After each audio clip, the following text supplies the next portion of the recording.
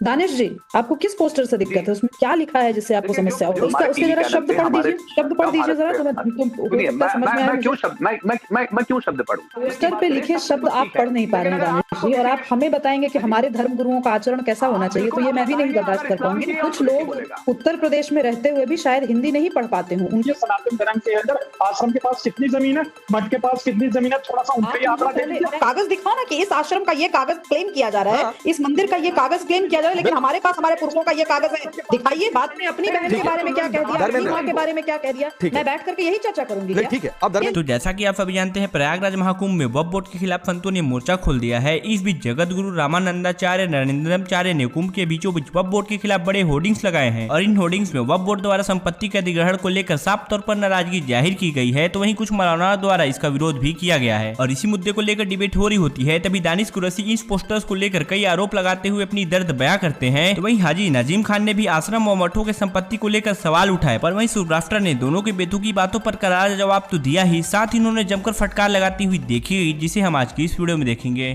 क्योंकि देखिए, उनको अगर देखिए किसी को अगर प्रॉब्लम है बांग्लादेश से, तो होना लाजमी है। कहीं भी किसी का भी कोई भी व्यक्ति का अगर हताहत होता है तो उस पर लाजमी होना वो है। लेकिन आप बांग्लादेश की बात करके फिर आप वक्फ को उसको जोड़ते हैं, फिर भारतीय जनता पार्टी के प्रवक्ता फिर उसको खालिस्तान से जोड़ते हैं। तो मुझे ये लगता है कि ये जो राजनीति जो है ना, ये ज्यादा दिन सस्टेन करने वाली नहीं है। मुझे ये बताइए, 6.5 करोड़ के आसपास, 6,500 करोड़ रुपए के आसपास का आवंटन अभी तक हुआ है। होना चाहिए, अच्छी बात है, तमाम धार्मिक अगर कोई भी प्रोग्राम है तो उसमें। लेकिन उसके बाद अगर इस तरीके के पोस्टर लग रहे हैं, तो मुझे ये बताइए कि क्या मैसेज है ये? तो शुभ रास्ता, अब जो हिंदू धर्म के धर्माचार्य हैं, महामंडलेश्वर हैं, वो दानिश कुरैशी से पूछे कि भाई बताओ हम नारा कैसे लिखें।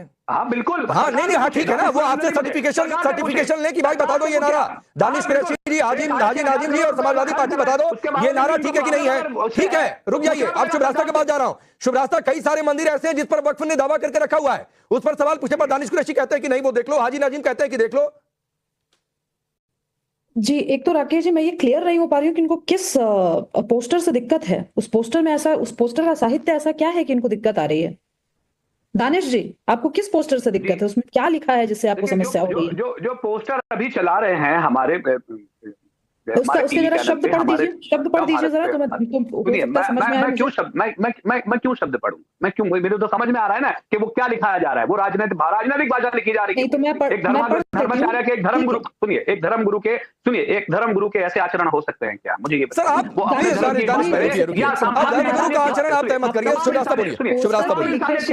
तमाम पोस्टर पे लिखे शब्द आप पढ़ नहीं पा रहे हैं दानिश जी, और आप हमें बताएंगे कि हमारे धर्म गुरुओं का आचरण कैसा होना चाहिए, तो ये मैं भी नहीं बर्दाश्त कर पाऊंगी। जो पोस्टर है उस पे लिखा है, जो लोग हिंदी नहीं पढ़ पाते हो उनके लिए मैं पढ़ दे रही हूँ। कुछ लोग उत्तर प्रदेश में रहते हुए भी शायद हिंदी नहीं पढ़ पाते हो, उनके लिए मैं पढ़ दे रही हूँ। पोस्टर पे लिखा है, वक्फ के नाम पर संपत्ति की लूट है, धर्मनिरपेक्ष देश में यह कैसी छूट है। ये तो बहुत सेक्युलर सी बात है। वक्फ बोर्ड मुसलमानों के लिए, सुन तो लीजिए दानिश भाई, वक्फ बोर्ड मुसलमानों, देखिए मंदिर और वक्फ में अंतर है। मंदिरों ने कोई भी ऐसी जमीन, दानिश भाई प्लीज लगातार नहीं, आपने 2 लाइन बोली, लगातार नहीं, प्लीज शुभ रास्ता को सुनिए प्लीज, दानिश भाई लगातार नहीं। सिंपल सी बात है ना, वक्फ एक्ट है हमारे, वक्फ को लेकर के कानून है हमारे देश में, जिसमें वक्फ का एक बहुत सिंपल एजेंडा है कि वो गरीब मुसलमानों के लिए काम करे।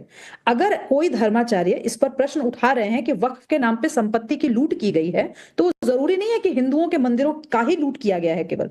कई ऐसे सेक्युलर स्थान भी हो सकते हैं जिसपे संपत्ति की लूट हो। इस पे तो अगर मैं वक्फ बोर्ड में होती तो मैं इसको ईगो पे ले लेती और मैं जारी कर देती कि वक्फ के पास कितनी संपत्ति है। मैं यह भी बता देती कि इस संपत्ति में से इतने प्रतिशत का आवंटन मैंने केवल और केवल गरीब, मैं बार बार कह रही हूं, उन गरीब मुसलमानों के लिए इस तरीके से इस मद में इस संपत्ति का खर्च हो रहा है, जो वो मुसलमान जो शायद ये स्लोगन भी नहीं पढ़ पाएंगे, और इसीलिए शायद दानिश भाई को पढ़ने से दिक्कत है। ठीक, हाजी नाजिम पहले आप बोलिए, फिर दानिश आ रहा हूं। हाजी नाजिम कुछ कहना चाह रहे, बोलिए।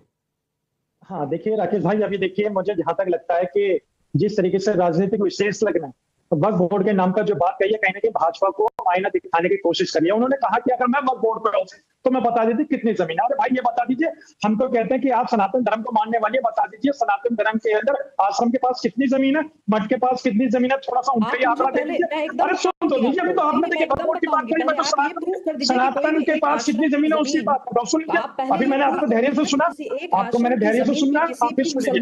मैं कहता हूँ कि एक आप है ना मुस्लिम कम्युनिटी को टारगेट करना बंद कर दीजिए। मौलाना साहब ने जो कहा था, राकेश भाई बिल्कुल सही कहा था कि रास्ते में जहाँ पे भी देख लेते हैं वहां मंदिर बना देते, कोई भी पेड़ होता है वहां मंदिर बना देते, लेकिन हम लोग अपनी जमीन मस्जिद के लिए जो पैसा खरीद के बनाते। अच्छा एक मिनट शिवराज के पास नहीं, राकेश जी इसका अंतर स्पष्ट करना बहुत जरूरी है। रुकिए हाजी नाज़िम 30 सेकंड दीजिए। कोई भी आश्रम, कोई भी मंदिर अगर ऐसा हो जिसपे मुसलमान कह रहे हो कि हमारा मालिकाना हक था और उस जमीन को हड़प करके उसको तोड़ करके बनाया गया हो मंदिर या आश्रम, बताइए मुझे। नहीं, इस बात का जवाब दीजिए हाजी नाज़िम, और उसमें मैं एक बात और ऐड कर देता हूं। शुभरास्ता की इस बात को सेकंड करते हुए मैं एक चीज ऐड कर दे रहा हूं हाजी नाज़िम। मैं आपसे कह रहा हूं कि जितने आपको लगे कि ये गैर कानूनी मंदिर है, गलत जगह पर मंदिर बन गया, किसी आश्रम की जमीन गैर कानूनी है, आप चलिए मैं आपके साथ खड़ा रहूंगा, मांग उठाइए कि हटाओ इस मंदिर को, हटाओ आश्रम की इस जमीन को। आप ऐसा करने के लिए तैयार हैं अपने धर्म में? राकेश भाई एक बात सुन लीजिए, देखिए अभी आपने कहा कि अगर कहीं पे अवैध मंदिर है, मैं बताऊं तो अभी तो पोस्टर लगेंगे, एक सेकंड यहीं पे राकेश जी राजनीति इसी भाषा से शुरू होती है। यहाँ पे कहा जा रहा है अवैध निर्माण, बात वैधता और अवैधता की नहीं है, बात यहाँ पर ये फिर से सुनिए, मैं एलिगेशन लगा सकती हूँ दिल्ली की जगह, दिल्ली मस्जिद का उदाहरण इससे बढ़िया पूरी दुनिया के अंदर ऐसी जमीनें हैं जो शायद नहीं होनी चाहिए। अरे हाजी नाज़िम प्लीज भाई, ये बाबरी पर जाकर मत टिका करिए, देश आगे निकल चुका है, रुक जाइए, रुकिए, वरना फिर संभल का इतिहास कहां से शुरू हुआ, कहां का इतिहास कहां से शुरू हुआ, चले जाने पर आप जवाब नहीं दे पाएंगे तो रुक जाइए, मत उतना पीछे जाइए।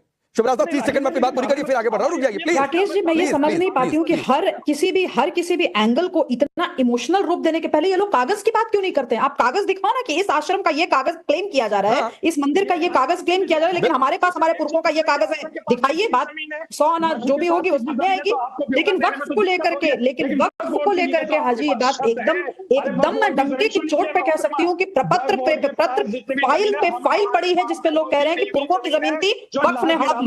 ठीक है, मैं आगे बढ़ रहा हूं।